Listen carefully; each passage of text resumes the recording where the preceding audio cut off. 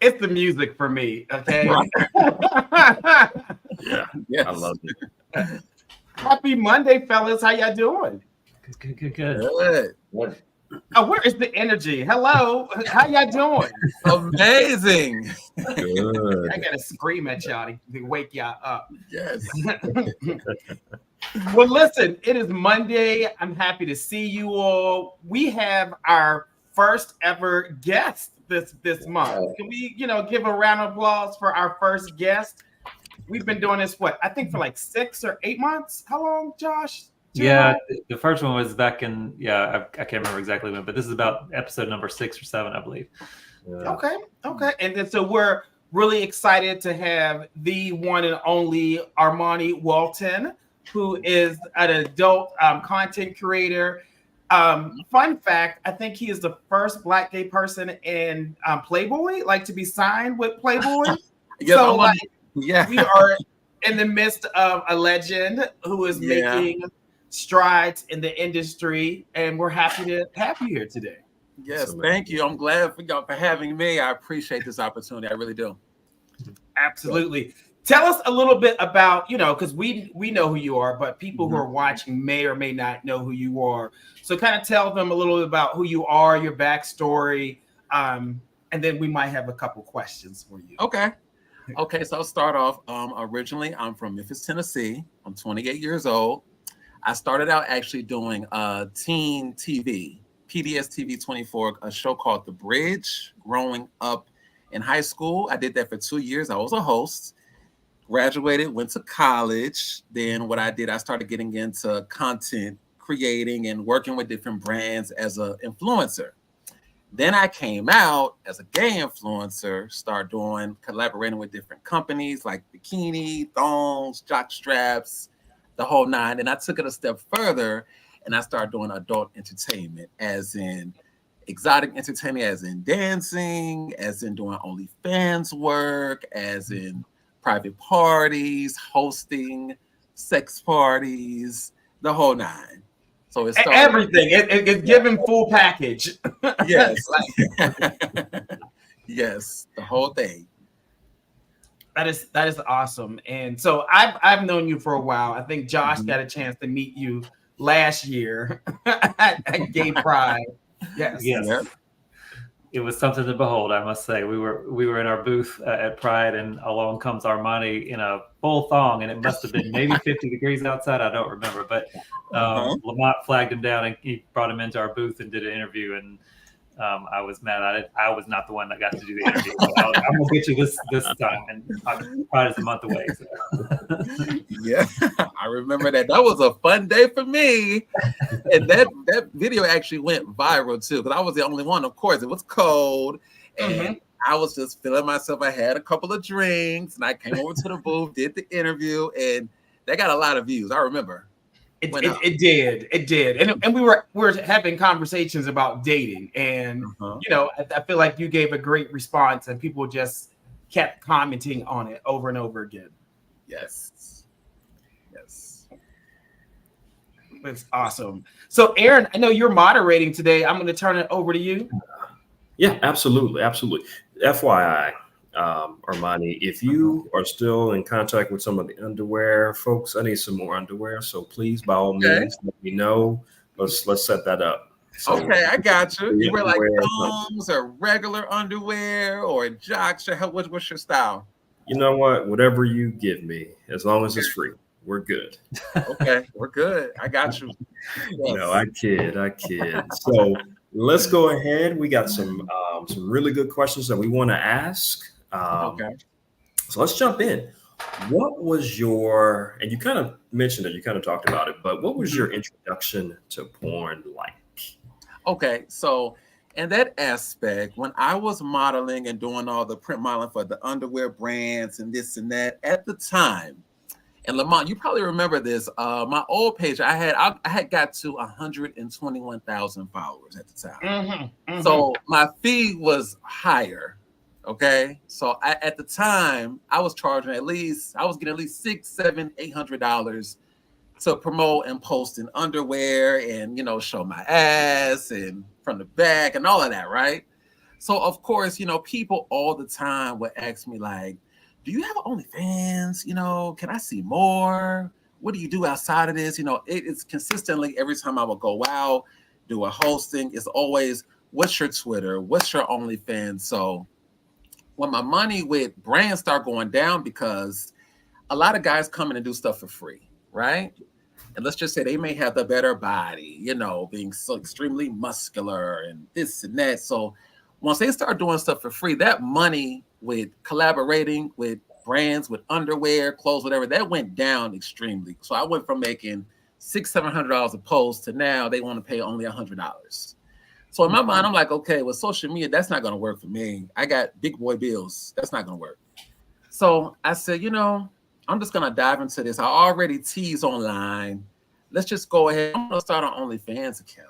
I'm going to see where this goes. At the time, I was already doing a sip and paint tour where I was walking around butt ass naked, dancing on guys, whatever, making content already. I said, you know what? Let's take this a step further.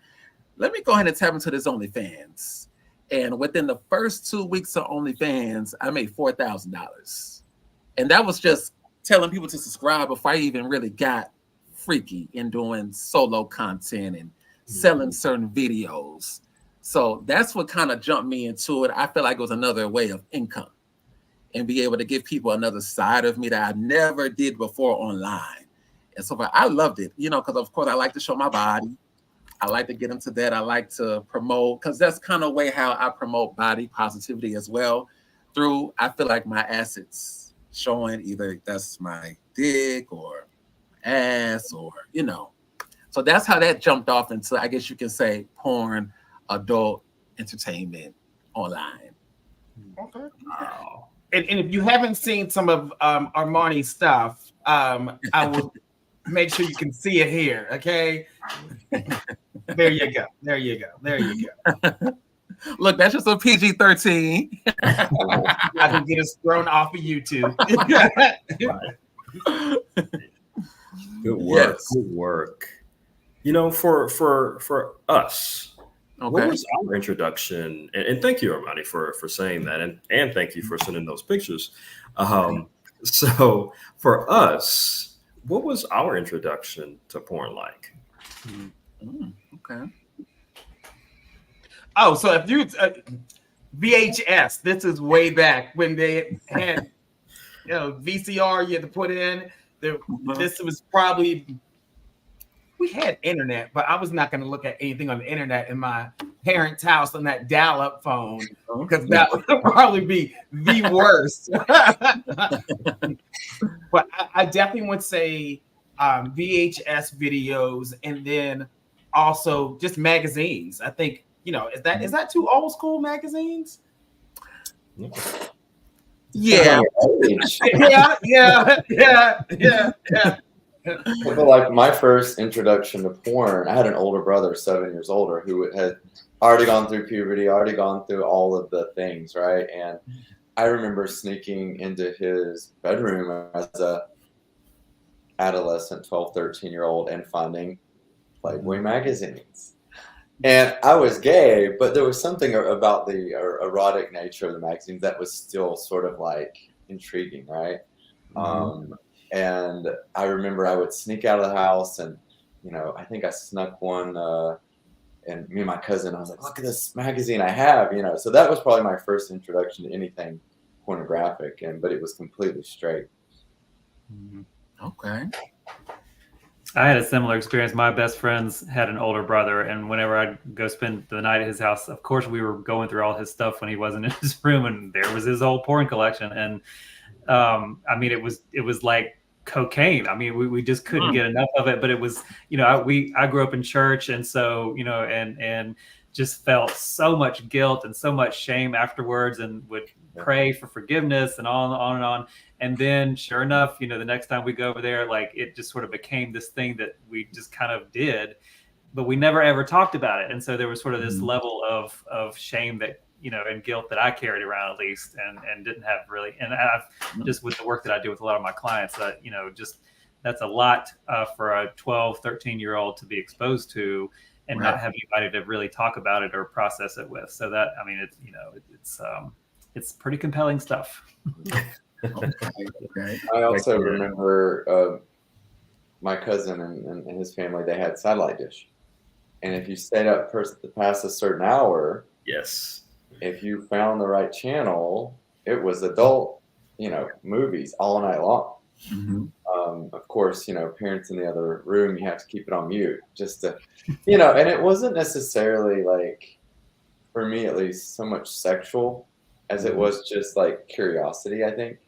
Because, I had not seen any of that at that age. We were, again, like Josh, we grew up in a very Christian home. Like, we didn't talk about sex. I would blush when tampon commercials would come on. So, we didn't talk about those things. But to see that, was probably shocking for a 11, 12, 13-year-old, Right. Yeah. Agreed. One of my friends growing up, he literally had, and he'd probably kill me if I tell his name, but he had like a whole trunk of everything you could think of. And he was like, Lamont, if I die, go get that trunk and burn it. He was like, throw it to the bottom of the ocean so no one can ever see it. He just had so much. And even now to this, as older at my age now, he still has the trunk and he just keeps throwing more stuff in there. So it's probably some of the most classic porn you can think of in the world. Where is that trunk? Where is that trunk? We want to see where the trunk is. Right. I want to see it. Listen, probably like old baseball cards. You probably have a lot. It's probably worth a lot of money at this point if you sold it. Yes. So for me, the very first time I got introduced to porn, actually, I was 8 years old. I was on a computer, and actually, what I used to do too, because I knew I was gay since I was 6 years old. So what I used to do, I'm going to go ahead and tell you.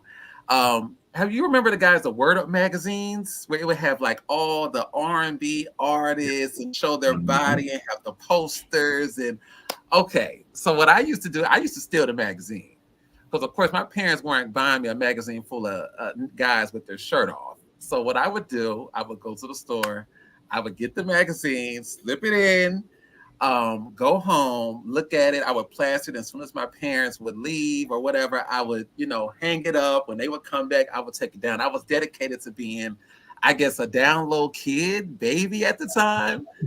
So 8 years old, I was on the computer and I stumbled across this image of these two guys kissing. It was an image. It was like, I think I stumbled across an article or whatever. And I remember being turned on to it. Like, okay, this is because I already knew I was gay. So then, I Googled guys kissing. And when you Google guys kissing, it brings up, different sites, gay porn. So what I would do, that's how I got introduced. I would sneak and watch it and, save images. That was my thing too. I would save all these images on the computer. And then as soon as my parents would come home, I would delete them. So I already— Was this a shared computer? This was a what? A shared computer, yes.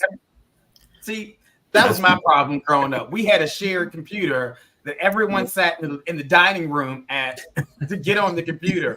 So there was no way I was going to try to put anything on that computer. I would try to delete the browser history. Yes.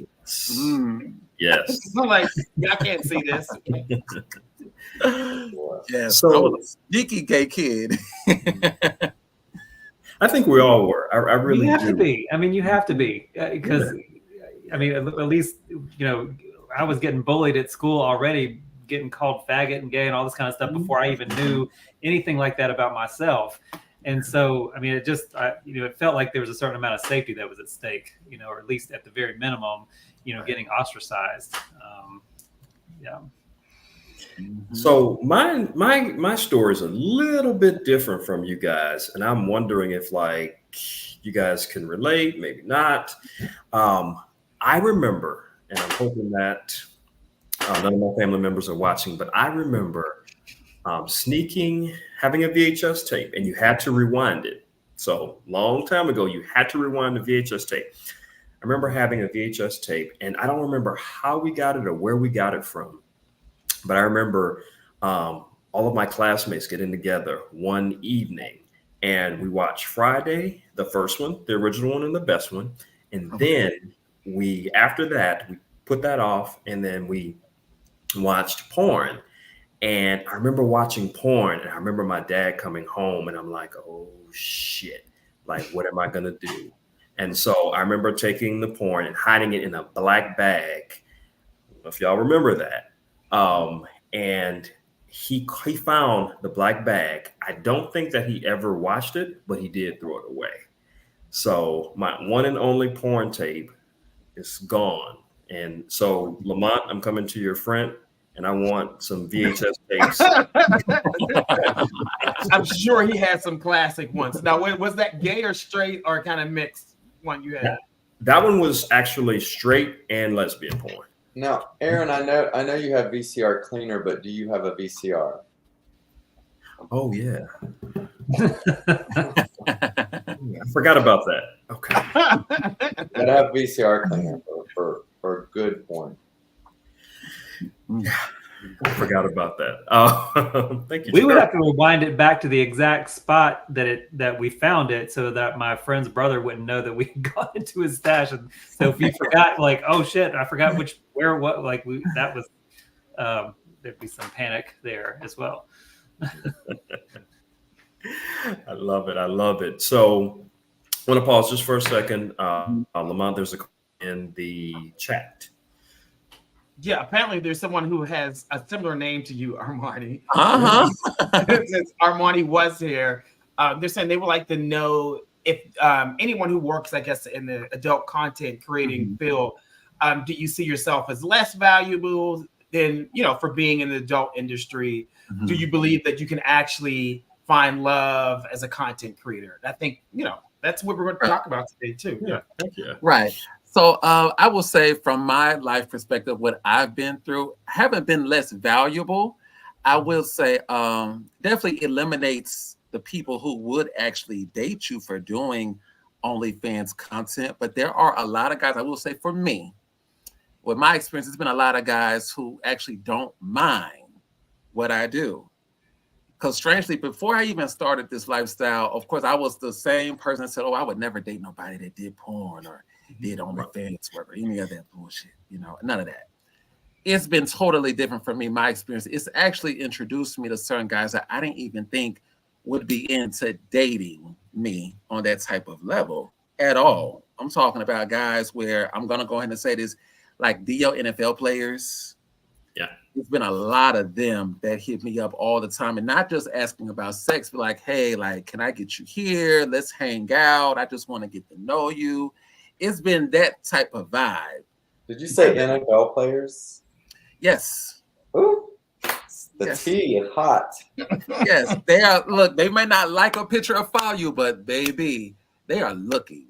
They are saved. You know how you save a picture on Instagram? They're saving, sending it to people. It's like I said, it's been a roller coaster. It's been definitely the unexpected being an adult content creator. But do I think that it lessens the value? Not necessarily, no, because a lot of guys, they see you doing this type of thing as is what people may also call it sex work, right? Mm-hmm. They see you, they know what it is. I wouldn't say less valuable. As of finding love, I will say the challenge that I do have is trying to find someone where they're not fanned out. I get a lot of guys where they are completely just fanned out, obsessed, as in what you do. Probably most likely don't really like you that much, but what you do or want to be seen with you, or just to say that they talk to you. So in that aspect, I would say that's a challenge in trying to find love, but I don't think it necessarily will stop me from finding love, because I have potentials already. Guys that I'm dating now, I will say it hasn't been an issue for me. And I think a lot with the whole gay OnlyFans porn thing, the game has changed. It isn't like how it was back in the day. So kind of like, it's kind of almost like the new normal now to a certain extent, because I know so many guys, or I meet so many guys that they have it. They have an OnlyFans account, or if it's not OnlyFans, it's on a different website in a different way, or on Twitter promoting another website. So it's very, I would say, for my class of millennials, the game is very different because there's so many that have it. It's almost like kind of being put in a place of a new normal. I agree with you. I think I have run into people who I had no idea had OnlyFans, and I'm like, oh, and it seemed like there's just so many more people doing it. It has sort of become normalized, and I see those people living happy, healthy, normal lives, having in normal relationships. So I don't think there's that sort of stigma that we put on adult content that maybe we did 5, 10, 15 years ago. Right. Yeah. I think when I've had conversations with guys who will do dating coaching sessions, and they may have like a OnlyFans account, or we call it the X-rated Twitter X, right? They have a whole bunch of content there, and they say the only challenge is that they have to make sure people get to know who they are. Like there's like the performer side of who they are, and they're like, no.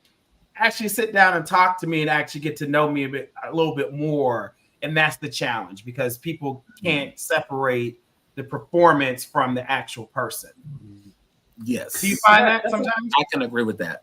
Yeah. Yes. Yeah. That's a question I kind of wanted to ask you, Armani, also, is like, how do you sort of in your own private sort of sexual dating life how do you sort of separate the public sort of persona from the private sort of erotic sort of intimacy life that you have? Well, certain things I will say, even though you can separate that, it kind of gets hard sometimes because of constantly when they're calling you, you may be doing some content, with that question, I kind of just, when it comes to a guy that I really like, I'm really into, getting to know, I don't even bring up nothing about that until they ask me about it. So as in, if we're on a date or we're walking in the park or going whatever, I don't bring that up until they ask about it.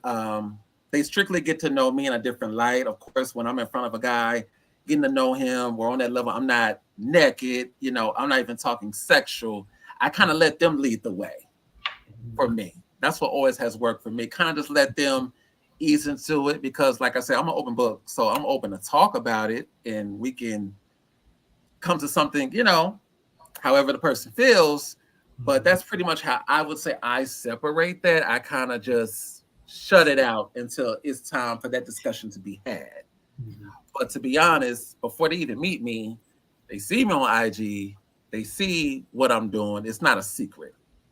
So I definitely know how to separate the two. And the thing is too, I'm a whole different person outside of adult content. Of course, I'm very wild, adventurous, outgoing, but still it's a totally different individual.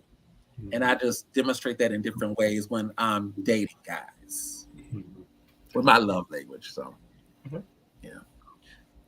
there was another question. Someone, I guess Elmo says, do you have a timeline as far as like how long you would want to continue doing adult content creation? Like, is this for a lifetime? Is it limited? Are you kind of like, what are your plan? What's your plan? Yes, that's a good question. So with me, I'm 28 now. I've been doing adult content along with exotic entertaining, the whole 9 for about now. So I'm 28 now. I've been doing it since 25. So my goal, of course, by no later than 32, 31, of course, to get out of that. That's why I've been stacking a lot of my money and trying to get my business going. It's a sex product. Of course, I'm not going to tell what it is because, of course, I don't want nobody to steal it, have hands on, think of it, but it's going to be very great for the bottoms, I'm going to say. I ain't going to say too much. But it's going to be a great product for the bottoms. I know it is. That's what I've been saving my money a lot on, and also investing my money as well. Because, of course, it's a career move right now, but it's not going to be long-term for me all my life. I pretty much, and I don't mean to come off or discriminate against, older men who do adult content, but from what I've seen and knowing certain people, it's kind of like they just stay in it forever. And I'm not judging, you know, people do what makes them happy, whatever. But I know for me, I'm 28, and it's some days where I'm just like, oh, I don't feel like doing this. But I know I need to. I like the money. I like what comes with it. But for me, I would say 31, 32, plan to be completely done doing what I'm doing, you know. That should be, you know, I could say 31 or 32. That's the goal. Now, here's the thing, too. You know, the more notoriety and exposure I get, the subscriptions go up. You know, it's like more and more. I'm like, okay, well, the goal was 31. No, let me get 31. Be like, you know what? Maybe 30. It's harder to say no. Yeah. Right, it's hard to say no. It's like, okay, what do I do? You know, but that's my goal. You know, because you can't. I believe with this type of thing, you know, the game can eat you up and spit you out. And you definitely don't want to be spit out. You know, to the point where you just know your time when it's time to go. You don't want to do this for 30 years. Now, Armani, are you only doing solo content, or do you collaborate with others? So what I do, and that's a good question because everybody wants to dying to know this. So I'm gonna tell you the game I really play. I'm just going ahead and give you the game. So with me, I do a lot of solo content where on OnlyFans, I've built up enough subscriptions and subscribers where I do personal videos, or they could FaceTime my other phone and we talk one-on-one and they'll pay for that, right? So the thing is, I'm not going to say when, how. Don't get me wrong. I have a ton of sex tapes in my phone of me with men that I have sex with. Have I released it? Haven't yet. But it's backed up, ready to go. I just haven't got to the point with my OnlyFans where I've had to put that out yet. I do plan on it, but not in this moment. No, because I've been pretty much good with solo content. And one thing I do say with solo content, you can kind of sell an illusion, you know, because one thing about, I have a lot of friends who do OnlyFans where they'll fuck, let's say 5, 10 guys, right? After a person has seen them get down and dirty, whatever, they can't get no more subscriptions because everybody, they're done with them. You know what I'm saying? They're done with the illusion. The dream is gone. Rather with me, it's still going because you've never seen this certain part of me. You want to see it. You may see me one-on-one on FaceTime with you. You know, you're still technically not getting that yet. So it kind of just, it keeps the fantasy going for me with a lot of men that are subscribed to me. So, this is a business. This is a business, legitimately. And I want to answer Elmo's question. Elmo, I'm going to actually do OnlyFans until my student loans are paid off. Just letting you know. So, okay. I'm kidding. No, but seriously though, Armani, in terms of the business aspect, and I think, you know, a lot of people want to know the business aspect. Like, how do you consider this a business? Like, what are you doing in order to, like, I don't know, make it a business? And I heard you talk about investments and talk about you're stacking your money, like saving. Talk to us about the business aspect. Yes. So here's the other thing with OnlyFans. I'm going to tell you like this. Guys who spend money on OnlyFans leave great tips. It begins to be a thing where you can start networking with different guys, right? These guys are spending money. So you network with them. Next, you know, they tell you, you should do this. I'll Jumpstart help you with this. You know, put some money here. And on top of that, you know, you have to file this on your taxes too. You get a form. You have to file what you're making on OnlyFans. So that's why it is a business. It's an independent contractor. You know, you kind of get paid through what's going on OnlyFans.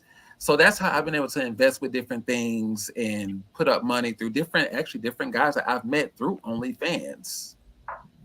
So that's how it's become a business. And marketing, I feel like I market enough on Instagram. I just post certain pictures, and that kind of leads. Every time I post, I'm gonna tell you like this: when I post my pictures where I'm from the back, my ass out, or my ass might be clapping or whatever, that always it goes up. every time. People are subscribing. They want to see more. They want to see what you're working with. It's all type of different people from all ethnicities, everything. So as a marketing wise, my IG has always been the answer, but I have to be very careful with that too, because with IG, you know, it's so easy to get flagged with certain pictures. And I try to make sure, okay, this won't go against the guideline. Don't do nothing from the front, because anything from the front that can be seen, they're gonna report you.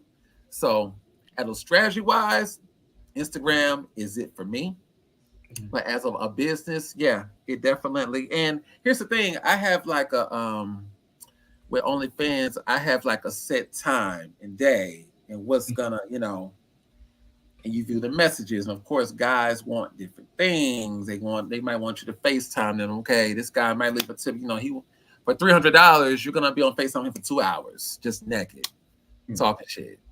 You know, it kind of always just it's fast, different.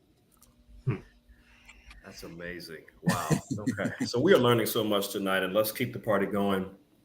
Let's talk about how porn has impacted our relationships, and we kind of talked a little bit about that with Armani, but for us, for the panel, how has porn impacted our relationships? Start off with me. Well, I guess I'll start that. I mean, I think porn is a fact of life. I mean, there's nothing wrong with it if it's done in healthy amounts and it's not replacing your sex life with your partner. It can be fun to watch together. And there's just times, like my partner and I, we've been together for 7.5 years. There's just times like we want to be alone and like, this is what I want to do right now. And we've just accepted that. And when the other needs space, and maybe you just need to pull up some Pornhub or whatever you watch, right? And that's okay. It doesn't have to mean that you're not interested in me or you're not attracted to me. I think we have this understanding. So for my partner and I relationship, it's not really been a pro or a con. It's not been a problem or a solution to anything. It's just there, and we see it as a fact of life. Yeah. Okay. I guess I would say it has been porn has been an added benefit, like period. Like I feel like I've been with my husband for 10 years. Sometimes we incorporate porn into our sex life together, or like let's just put it on a TV screen and do what we do. Or there's times like Jeremiah said, he's tired, and I'm like, okay, I got this over here, and so I guess feel like you can add porn into your sex life wherever it needs to be, whether you're single or with someone. But I think a lot of couples can get insecure with pornography, because they're like, oh, I don't look like who's in the video. Whatever, that's fine. Like, you don't have to look like that person. Like, are you enjoying it? Like that should be the main piece. But also, the porn stars know how to do everything right. Okay, so you get to be like, wait, I'm gonna try that right there, like, and then you end up throwing a hip out. But no, porn can actually, you can try some different stuff, especially if you want to be more creative. Like, you try something different, right? And Josh, I don't know if you experience this. I do. Religiously, no pun intended. I will consistently talk to my clients and tell them, hey, listen, can you introduce some porn in your relationship? Is there something that can spice it up? And I think porn sometimes is a thing that you guys can do together. And it's fun. In my own personal relationship, obviously it's something that we do together. However, I will say this, and I hope they don't ban us, and no one that I know is listening to this. There's nothing wrong with becoming a porn star for your partner as well. So keep that in mind. Sometimes that can be, making a video, that can be filming your partner, or as Armani, you talked about this, having some videos on deck, right, and being able to send those to someone, and they're like, oh my God, you do all of that? So Right. Yes, videos on deck. Josh, I don't want to leave you out of the conversation. What I know you're currently single, but let's talk. You're in the church, right? What is your church's stance on pornography? They're against it, of course. I mean, it's. I mean, from and I'm in the United Methodist tradition, but I can't think of a single church tradition that thinks that porn is appropriate. There may be some out there, but maybe, well, with the exception of Lamont's wonderful church, porn stars on staff. What? Half the ministers are OnlyFans. Yeah, and I mean, I would really love to, maybe at some point we can come back and have a sort of a theological conversation about porn. I mean, I think that would be a really interesting conversation to have, honestly. But there's three things that because I mean, this comes up all the time when I'm doing couples counseling, because people have a wide variety of meaning that they assign to porn. Some people think that it's cheating, to watch porn. They feel like they've been betrayed by their partner, as if they, had an affair. And others, it's like, it's nothing. But there's kind of three specific things that I think about. One is I think about porn as kind of like watching the Olympics.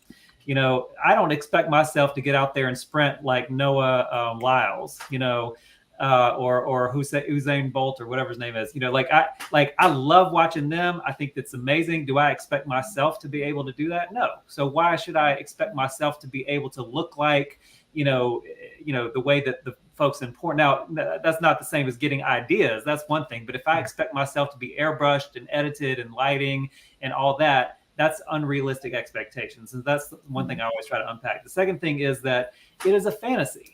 Much the same way that watching, war movies where people are killing each other, it's a fantasy.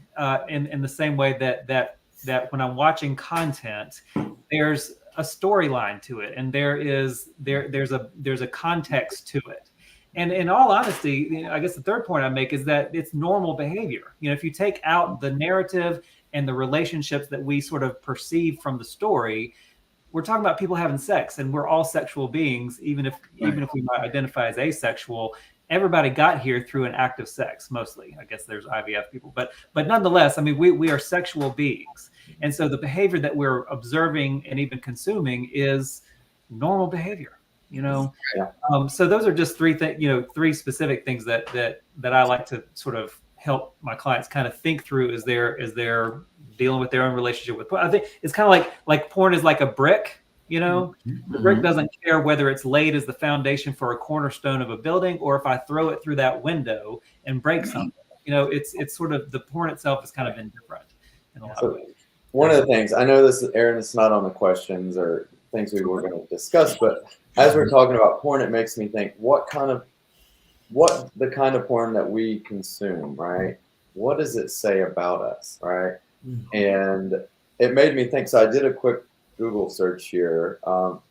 Most common search terms by state for porn, right? Here in Georgia, it's big ass. Okay. Really? Okay. Let's go top row goes. You gotta look this up later, but just a few other states that I'm looking at. Iowa is cream pie. They love their cream pies in Iowa. They like hairy pussy in Pennsylvania. Okay. And looks like Washington loves their fleshlights. Wow, interesting. Yeah. What is North Carolina like? Big black ass. Wait, say that one more time. Big black ass. Go ahead, put the link into the chat, Jeremiah, so people can see it. I wish This is so educational today. I can repost the article. Yeah. So yeah, it's just interesting to say, what we're consuming in porn. Like, I don't know if that's something we want to talk about. Like, what do we like? What turns you on? Well, if I can just say one more thing, Jeremiah, in response to that, I went to as a sex therapist, I do a lot of continuing education. I went to a whole weekend-long workshop about porn a couple years ago, and one of the more fascinating sort of exercises that we did is that we watched a scene of porn on mute. And it was like an older woman, a younger woman, and a younger guy having like a threesome. And we watched it on mute, maybe 30, 45 seconds or so. And then we went back and we all kind of talked about what we saw happening in that scene. Like, okay, it's like a cougar with a couple of young guys and they're having this threesome, big, whatever. And then when we went back and watched it with the sound, what the story was, it was actually a mother having sex with her 2 kids. And it was like, what, like it changed the entire experience of what we had seen. And so that's kind of, again, what does porn say about us? I mean, like in many ways, like we all kind of projected our own fantasy onto what we saw without the narrative, without the story, without the dialogue, I guess. But when we heard more about the context, it sort of changed the entire experience of it, for those of us in the room, for better or for worse. So anyway, that's just an interesting observation about what it is that either what it says about us or what we project onto the images that we're seeing in terms of our own fantasies and our own desires. Yeah, it also makes me think when I look at some of these states, like my home state of West Virginia, the most common search term there was trans porn. And if you look at West Virginia, it's one of the most red states, most conservative states.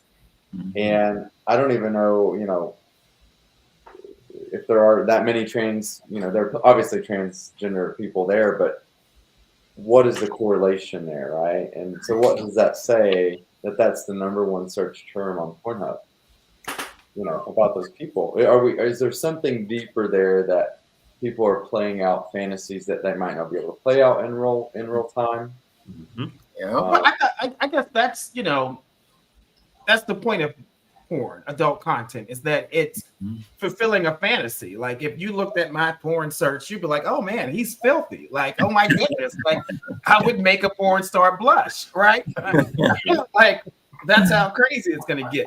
But like that's the whole point of it. That's why you watch movies. If you like theater, like whatnot. Porn is an extension of theater and sex mixed together. And I think if you want something that it's gonna blow your wildest fantasy, you find that in adult content. Like that's I think the issue that a lot of people have is when someone is being forced into doing pornography. Like I think that if we get past the, because I think as time evolves, that happens less and less. People are being their own agents and being their own directors and business owners in this industry. It's not someone being forced into doing this industry. So I think that's where most people have the problem with it, rightfully so.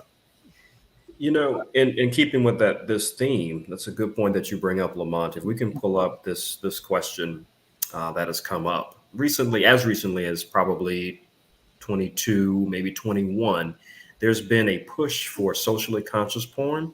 A lot of us actually in the sex therapy world call it feminist porn or ethical porn. I want to start off with Armani first, and then of course it'll flow to us. Armani, have you heard of this socially conscious porn or ethical porn, feminist porn? Yeah, exactly. I'm trying to figure out what exactly does that mean? What exactly? Because I've never heard of that. So I'm like, what exactly is, if you give me a better explanation, what's that? Yeah, absolutely. So I didn't know of it either until, one of my colleagues actually introduced me to it as well. So this is a type of porn that is non-threatening, non-aggressive. It is so much to do with caring for the partner and is displayed on screen. And to the extent, and those of us who are in the kink world, we know this, there's a huge aftercare component where you're making sure you're taking care of your partner, making sure that they're good, making sure that they feel safe, so on and so forth. And so this ethical porn is hugely related to that. And Josh, if you want to add something, please, feel free to jump in as well. I think in addition to that, just the fair wages, and what people are compensated for their time in professional production companies. Because I think a lot, historically, and I guess this is different with OnlyFans, people having, and you tell me, Armani, like having control of their own destiny in terms of what they're getting and what they're, producing. But, I guess if you're with a production company, you get, I guess, paid for a scene, and then they own the scene after that and can use it however they want. And so even if you don't, there's not royalties or things like that in a lot of the porn that's produced. Right, right. Yeah, with OnlyFans, you own everything, whatever you choose to do. With ethical porn, so I'm still kind of I'm still kind of trying to understand that. So it's porn where it's not owned by them, right? It's not. Yeah, Right? so it sounds like there's this checklist. One that like you're your own boss, so you Okay. get paid, the way that everybody else should get paid. It also sounds like it's not violent. Yes. Right. And we can put a pin there because we can talk about violent porn. But there's some more like central caring of the two cast members who are having sex, and it's not like one being in charge of the other. And you're all consenting on everything. Is that the criteria? Yeah, absolutely. Okay. It's less violent, less aggressive. Mhm. Normally when we watch porn, there's obviously someone who's realistically dominant, Mhm. but it's not like that. Ethical porn is kind of like a give and take, no pun intended. Okay, so just like in a remix version, like is just regular porn. It's just like, safe and sound, happy, Okay. That's what I'm trying to. And probably not portraying. By the way, this is the first time I've heard of ethical porn. It sounds like something I'd probably not be too interested in. But same with you, Lamont, right? I'm like, gonna get a little joke. I think what I'm hearing too is that it seems to be more conscientious of what it's portraying, whether that's a dynamic, whether that's violence or rape or aggression or race play or power play dynamics. Those things that are kind of common that you see in porn, being just more woke in a way. Does that sound more accurate? Yeah. Somebody on Instagram says it sounds boring, vanilla. I'm not into it.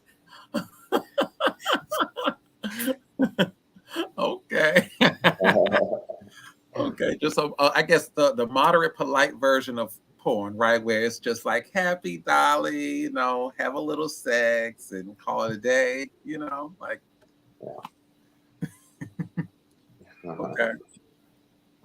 Okay. I guess I don't see nothing wrong with that. Whatever. If if a person is into that, we're all into different things. I know I'm a little bit more into raw, uncut, dominant, big cock. I'm kind of, I guess you could say, a little violent. I guess. But I mean, hey, I'm not against it. Everybody has their thing. Like, I guess that's kind of like a shy version of a side. A person that's a side where they don't have like sexual contact, but they get off on like kinky foreplay and whatever. I guess floats the boat. I guess gets a person going. I'm not against it though. It wouldn't be something I would be interested in pertaining in. I guess, but I'm not against it. I'm seeing all these borderline judgmental comments and being typed in about sounds boring, like let's all just go look at it for a little bit and then we can come back and offer our judgments. Okay, how about y'all just go take a little exploration and then we'll come back and yuck on it later. How about that? Judging little Love people. Josh for saying that. Get the people together. I mean, one person's yuck is another person's yum. That's what we say in sex positivity circles. Like, we all want to uplift and celebrate and be curious and affirming. Yeah. Agreed. So, just curious for us, how are we feeling about ethical porn? We heard what Josh had to say, but how are we feeling with ethical porn? I think people should be paid what they're worth. I think that they should, I'm all for that. Mm-hmm. I only part I'm just kind of like, I like different types of porn, and there are some types of porn that are a little bit more aggressive. Yeah. And it depends on the mood. If I'm in the mood for aggressive sex, I might want to watch some aggressive porn. Mm-hmm. And if that's unethical, then y'all probably gonna judge me because Right. Like what you like. Mhm.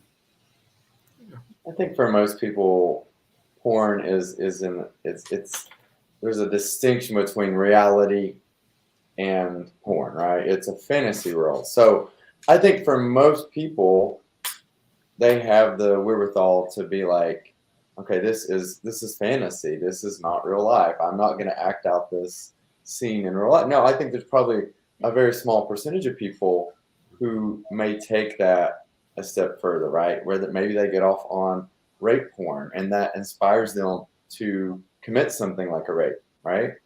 That certainly has to happen. We know pedophilia. That's another thing. So there are some ethical concerns about porn, but I don't think it's for the person who is making it to necessarily be responsible for the consumer. And I think there's also a lot. I mean, I really appreciate what Junior Lowe posted about, having ethical porn having to do with consent. That I think they show the consent process and building consent as a part of the scene, not just because I guess in mainstream porn, I guess I'll use the word, that you don't see the consent process that goes into. So I think that's another piece of it, perhaps. But so Junior, I thank you for bringing that up. And also just, I guess, Jeremiah, in response, to whether it's pedophilia or rape, there's so many other factors that play into those things. And I would actually put porn consumption at, a minimal factor at best in terms of whether somebody engages in rape or pedophilia, any of those kind of things, because there's just a whole lot of other factors that go into that. Although I think it gets scapegoated a lot. I mean, there's a question I think they were going to get to about this Project 2025 craziness, wanting to outlaw and ban porn for the whole, all of America, and blaming sort of that some of these scapegoats that the people on the right try to use. Yeah. So let's jump into it. Thanks, Josh, for that beautiful segue. So I'll read a little bit about what Project 2025 says. And so I actually got this on as an email. And this is actually what it says. Pornography manifested today in the omnipresent propagation of transgender ideology and sexualization of children. So we're going to put a pin in that. So this is, if we go along and continue along this particular paragraph, it says, pornography should be outlawed. The people who produce it and distribute it should be imprisoned. Educators and public librarians who purvey it should be classed and registered as sex offenders. And telecommunications, y'all, and technology firms that facilitate its spread should be shuttered. So if we break it down a little bit, the first thing or first point that it says is that the focus is that it propagates transgender ideology and sexualization of children. Then it goes further along to say anyone who is selling it or distributing it or any of that should be outlawed. So think about this, at least for me. This is, for me, a huge violation of my human rights as a person to consume whatever the fuck I want to consume. I don't know how you guys feel, but that's how I feel. I have to get that off of my chest. Yes. As the same as well. I feel like it's not logical. I mean, at this point, that means if that was to go into effect, including me, porn, whatever, everybody that's in this type of industry that I'm in, we basically, we risk of being imprisoned because we're doing, I guess, called sex work, whatever people put a label on it. That's quite offensive. It's quite horrifying. It's scary. And that's why even with me, with the gay community, I try to urge them now, with voting, how important this will be for the gay community, period, because I feel like it doesn't just stop there. He's not for gay people at all. He's not with this. So just imagine if that gets taken away, or worst case scenario, a couple of my friends, associates get arrested. What about the rest of the gay community? I start to wonder, what about events, prides? How far can this really go with Trump? What's going to be the result of this? I think it's absolutely ludicrous, though. that would even be the thought, you know? It's like, really? It's messed Well, up. and porn has been porn has been made since caveman days. I mean, they used to make naked pictures of people on the cave walls, on pieces of pottery. I mean, whatever the modality of communication has been over hundreds of thousands of years of human evolution, there has been pornographic images, or people, images of people, stick figures having sex, or I mean, that has been, and it just so happens that our technology offers a different level of that kind of expression. But this is not new. And what do they say? Prostitution is the oldest profession as well. I mean, like, these things are not new phenomenon. Right. So yeah, I echo everything you said, Armani. I think it's definitely scapegoating just to, blame the LGBTQ community for everything. However, I do feel like it's a conversation. I think we live in a United States where we can have conversations about disagreeing on different things, right? I don't think you should have the right to tell what they can consume, what they can't. However, I feel like it's okay to have some restrictions. Like when you talk about like child porn, like we all probably agree. No, but that's a conversation, right? It's a Child porn conversation. is already illegal, by the way. It's already illegal. I know, but these people they make up stuff anyway, right? So but some people might think like race play, right? Like some might say that's okay. Others are like, oh God, no, that should be banned. But same thing, some people might think gay porn should be banned because it's not the type of sex that they enjoy. I think it's a conversation that you bring people to the table and we say, yes, we agree to this, or no, we don't agree to this. But look at the science and the data if you're going to make a case for something. We know child pornography does harm to children. Mm-hmm. It's factual, right? Now, what about race? And the reason for that is because children cannot consent. That's the issue. Very much so. Yeah, they can't consent because they're underage, and that you're taking their ability to consent away. So it's about having the conversation. Yeah. But I want to go back to something that Jeremiah, I don't know if you've posted it thus far in the comments, Jeremiah. This is interesting to me. So he said, I'm from West Virginia, which is a red state. So I would imagine, just doing simple logic, that they're going to vote red in November. Oh, yeah. Yet the most consumed pornography or search terms is transgender sex. Mm-hmm. Where's the logic, y'all? Where's the logic? Where's the reasoning behind it? It's the Carl Jung's shadow self. Into the shadow, all of us have a metaphoric shadow, and into the shadow goes everything that we're ashamed about. But the shadow is a part of us. Even if we don't acknowledge it or don't see it, it still is there. And so that to me is a classic example of just the shadow part of, all the things that folks, are fantasizing about that they're ashamed to acknowledge or admit. Right.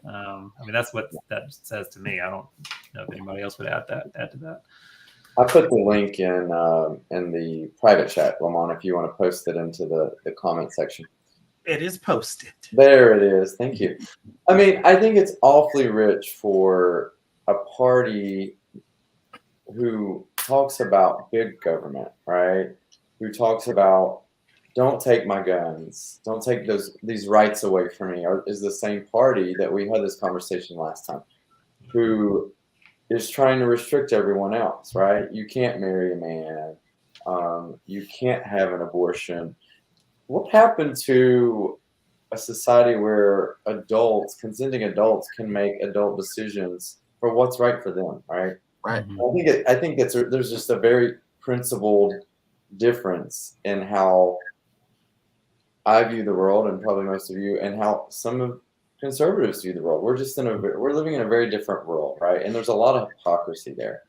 The same people that are searching trans porn are the same people who are voting against trans rights. The same white man in West Virginia who's voting for big black ass is voting for a candidate who is openly racist.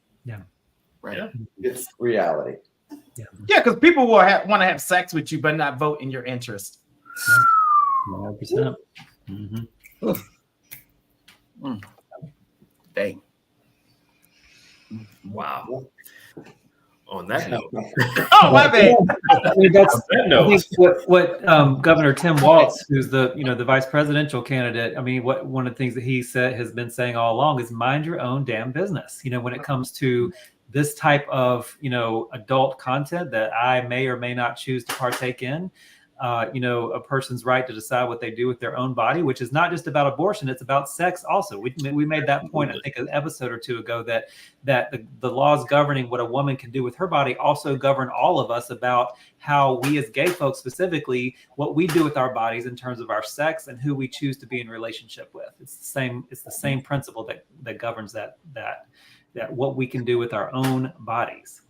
And here's the other thing I'll say. I think a lot of people paint people who are liberal who are saying, oh, do whatever, and it's a slippery slope. If you're marrying a man today, tomorrow you're going to marry your dog, or, there's all these like slippery slope concepts that is just ridiculous, number one, right?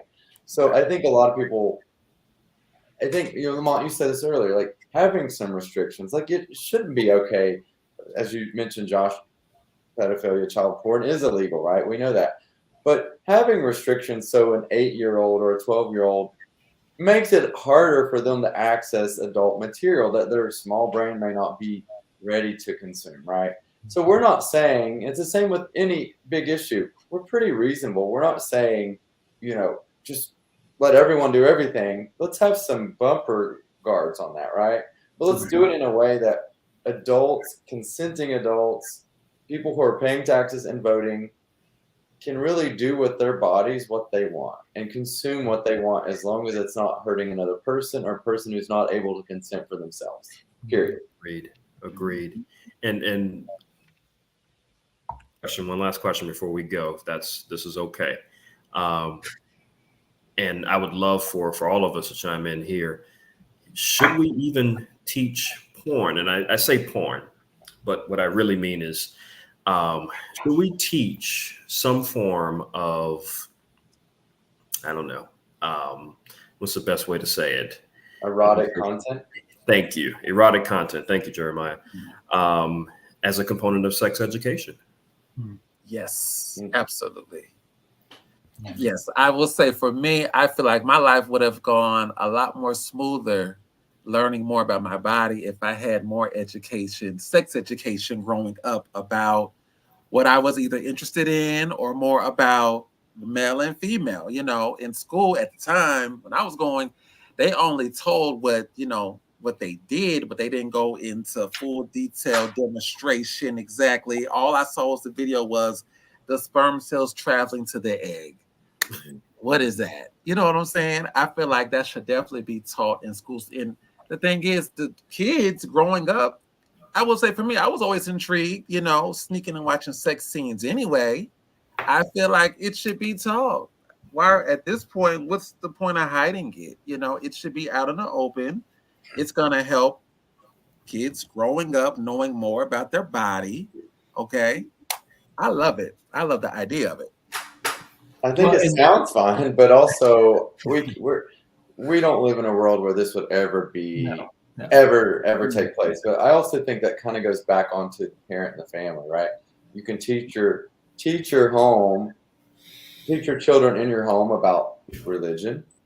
You can teach them about sex. You can teach them about porn. You can teach them about other things. I don't think that this personally should be in the school. Mm-hmm. Well, the question is a little bit misleading. I mean, we're not going to teach people how to do porn in school. I mean, that's not what we're saying. How should I phrase the question, Josh? What we're saying, I think, at least what I think would be very useful. I mean, we're arguing over book bans of our gay penguins having raising a gay, that's a true story of the 2 penguins in the zoo, which one of those penguins actually died recently. I don't know if y'all heard about that. Yes, very sad. But the point being is that we're having book bans over gay penguins, not even getting to the sex part. So I agree with Jeremiah. We're not even remotely close to being able to talk. But what I think would be really useful is offering folks a framework by which to understand porn. again, getting back to understanding that this is a fantasy, much the same that watching a horror movie or a war movie, or where there's killing, where it's a fantasy. This is not something that we do. This is not something we even want. But that we're watching a story here. And I just think that would be really helpful, because again, as somebody that was exposed to porn, before I really was able to talk about it with anybody, that was a tremendous burden to carry, that I felt shame. And I felt, there were just a lot that I carried around that, because I felt bad. I felt like I'd done something wrong, and I couldn't talk to anybody about that. And how liberating it would be, I think, to recognize that most people have at least looked at porn once, if not on an ongoing basis in some kind of way. And just like, how do we make sense of that in this internet media world that we live in, which is inevitably we're going to get exposed to some kind of sex or porn media consumption. Yeah. So I guess I probably have a different viewpoint, and I think there are two things. One, it should be age appropriate, and I think people think like we talk about sex education or porn, that's like throw everything at the kids, so like just give it all, like let them see it. No. I think things should be age appropriate. Like kids should know what their breasts are. They should know what their penis, what that is, what their anus is. And I think a lot of people, because they don't talk about sex and their body parts and what they're for and who's supposed to touch them and who's not supposed to touch them, they get taken advantage of at a young age. And that's because we don't talk to children about sex. It's like this shameful thing that you can never talk about until you are 18. Like once you get 16 or 18, then it's like, okay, now we can talk to you about sex. No, this girl has had her menstrual cycle when she was 10 years old or 11. Her body is changing. Let's have conversations about what her body is going through. What is she feeling? All those hormones. The second point is all of our sex ed is clinical. There's nothing about pleasure. It's from a man's point of view. Yes. Like women don't know what's going on with their bodies or how they function sexually, like for arousal, because men are teaching the curriculum and they know nothing about it. So I do feel like there should be some level of eroticizing or talking more about your body's ability to have pleasure in high school about sex ed. So could you show a soft porn? I'd rather see a soft porn than my 60-year-old gym teacher talk about her body parts or using a doll. Like, yeah. Mm-hmm. Yeah. That's a good point. Guys, we are, as I tell my clients, we're at our time today. This has been a great discussion. Any closing remarks before we hop off? Yeah, I'm noticing somebody in the comments making some out of context remarks and commentary, and I just want to we're not talking about showing porn in school. We're talking about sort of the pleasure aspect of, it's glaringly absent from sex ed curriculum, and it's such an integral part of what human sexuality is. And so I just invite you to maybe consume a little more knowledge and information about what we're talking about here before chiming in with your comments. Yeah, go back to the beginning of the video and you'll see how we put things in context. Okay. Yes. All right, guys. We appreciate you. Armani, thank you so much for joining. It has been a pleasure. Thank you. Thank y'all for having me. I appreciate this. And I'm so glad I'll be able to share this because there's so many young millennials that follow me. And I feel like this is very educational. Everything we talk about, the viewpoints, it's great. So I can't wait to actually share this and get this going with them, Yeah. Armani, I'll just say, thank you for being our first guest on the show. One of the things that, I'm clear about is like, I feel like gay men need spaces to talk about sex and the type of sex that we enjoy. And for so long, it has been shamed. And like, we feel like we can't publicly talk about things. So I just feel like more people like you, my other co-hosts, if we continue to create spaces like this, gay men experience less shame. Right. Right. So I guess, take my hat off to you for all the work that you're doing. Thank you. Thank you. I appreciate you, Lamont. Thank you. Thank you. All right, guys. Till next month. Till next time. All right. Good night, fellas. Good night. Bye.